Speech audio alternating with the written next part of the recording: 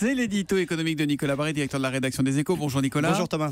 L'Europe naïve, vous nous dites que c'est fini. Bruxelles a décidé de réagir contre les pratiques déloyales des compagnies aériennes du Golfe et elles ne sont pas les seules à être dans le collimateur. Écoutez, ça fait des années que Air France, Lufthansa et les autres tempêtent contre les pratiques déloyales d'Emirates, de Qatar Airways, d'Etihad, etc. Accusés de bénéficier de soutien massif de la part des États du Golfe. Récemment d'ailleurs, une étude américaine chiffrait ces soutiens à 40 milliards de dollars sur 10 ans. Alors avec des stratagèmes parfois assez grossiers, des prêts publics qui n'étaient jamais remboursés, des couvertures sur le prix du kérosène financées directement par les États ou des frais d'aéroport réduits pour les compagnies locales alors que les concurrentes étrangères payent plein pot. Et donc Bruxelles ne veut plus se laisser faire. Eh bien trop c'est trop, la Commission va être investie de nouveaux pouvoirs, notamment pour enquêter sur ces pratiques, sur la base d'une plainte par exemple d'une compagnie aérienne ou d'un État membre.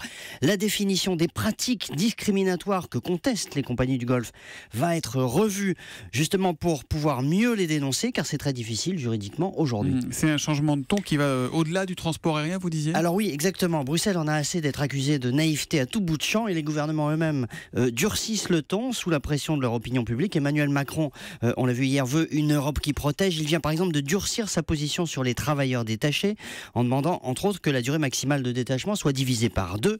Autre sujet sur la table, plusieurs pays dont la France militent pour un Buy European Act qui réserverait les marchés publics aux entreprises européennes. Ça ne fait pas encore... Ça existe aux États-Unis. Exactement. Alors en Europe, ça ne fait pas encore l'unanimité, mais le sujet avance et la philosophie est toujours la même comme pour le transport aérien, c'est de montrer aux opinions publiques européennes que l'Europe, tout en étant attachée au libre-échange, n'est pas naïve face aux pays qui sont moins ouverts que nous. Et ça, c'est un vrai changement de ton qui semble se profiler. Voilà, ouais. Merci beaucoup Nicolas Barré.